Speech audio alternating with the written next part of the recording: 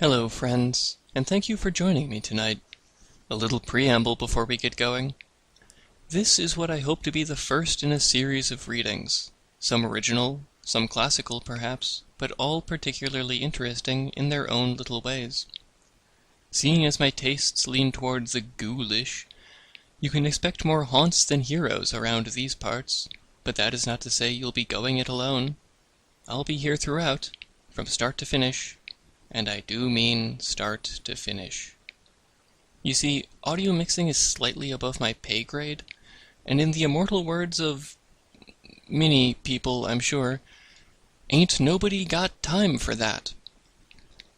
So there will be page turning, there will be chair squeaking, there will be lip smacking and jaw popping, and there will be, I'm sure, microphone issues, because this monstrosity before me dates back to the second Bush administration.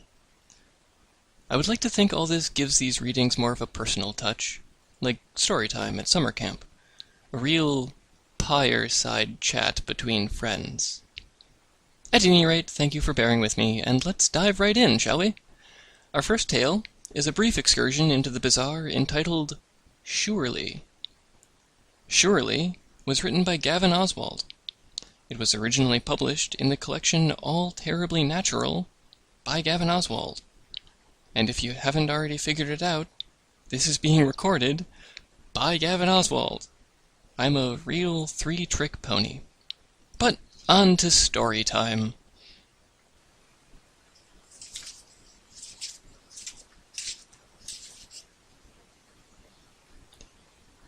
Surely. Despite his early life as a fisherman, Howard Piper could not swim, and despite his later life as an entertainer, Howard was a notoriously humorless man. It was, therefore, nearly impossible for any concerned parties to explain why, on the evening of March 23rd, 1898, Howard Piper was observed laughing hysterically into the horizon before hurling himself off the end of Navat Pier and into the Rouge River. His body was recovered without difficulty and interred in the Piper Mausoleum of Holy Sepulchre Cemetery in Southfield, Michigan, the death deemed accidental. 3 years later, after the late Howard Piper's only son came of age, the Piper estate, house, land, and cash, could finally be settled, relatively small as it was. The boy's name was also Howard, though his preference made him a Harry rather than a junior.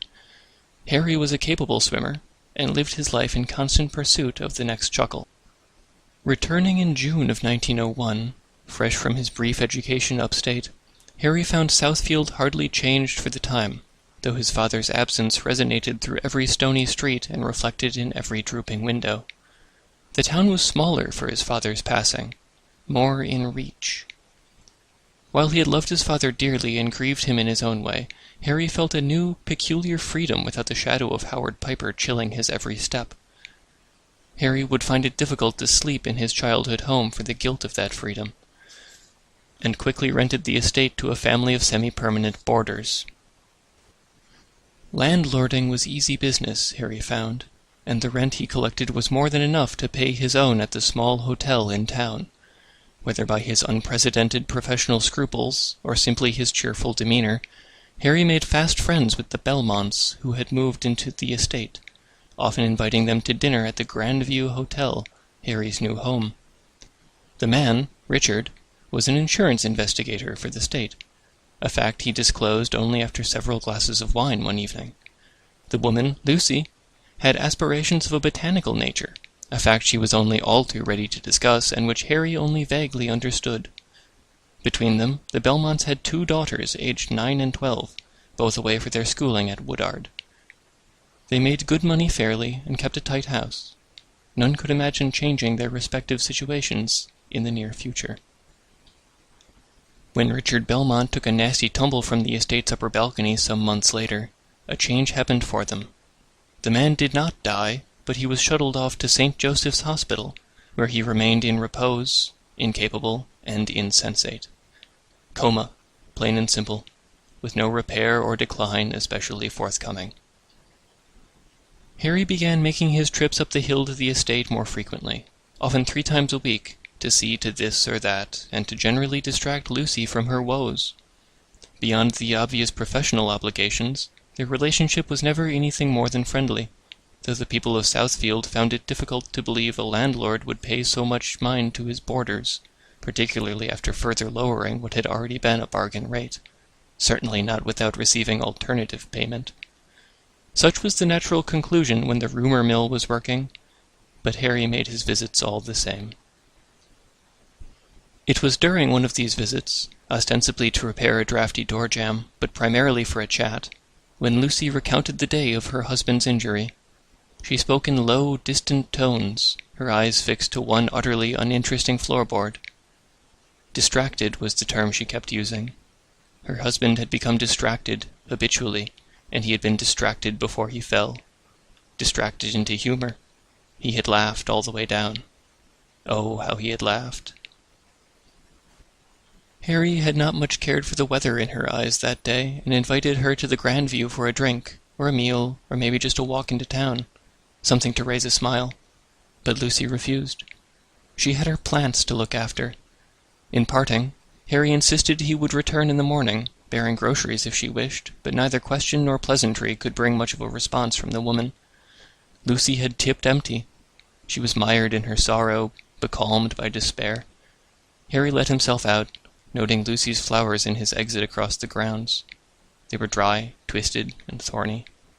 For the remainder of his days, Harry would hate himself for leaving that night, for not paying better mind, and for waking late the next morning. It was nearly noon by the time Harry once again made his way up the hill to the Piper estate, a crate of provisions in his arms as promised, but he was not the first caller of the day.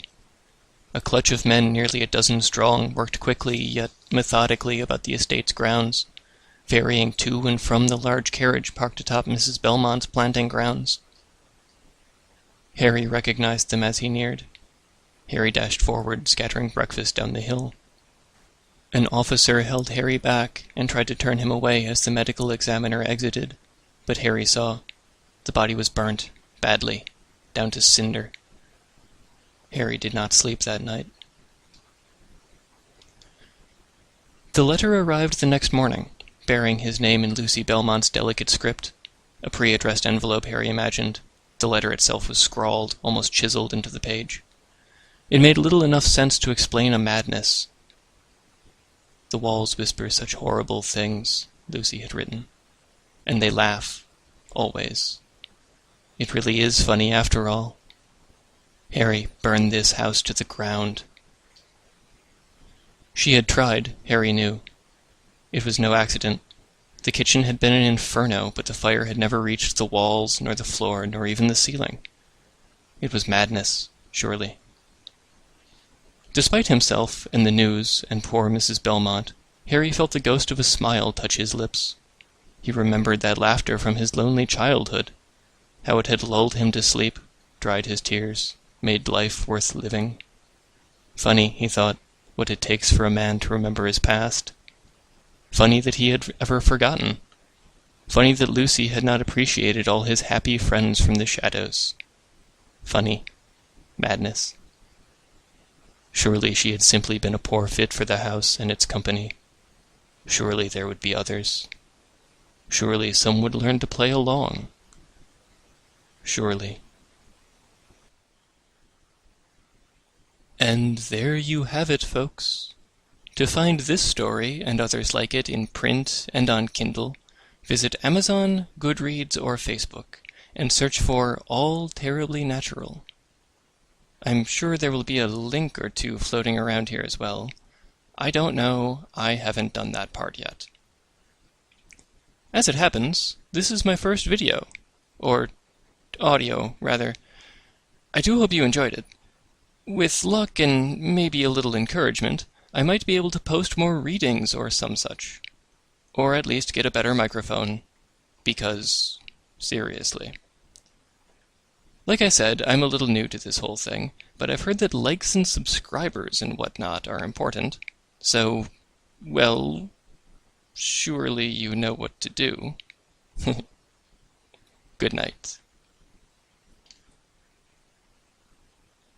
Now here's some legal stuff, because apparently I have to do that. Both Surely and All Terribly Natural are copyrighted materials. This means that distribution thereof without the express permission of the author, i.e. me, Gavin Oswald, would be illegal, and also a real dick move.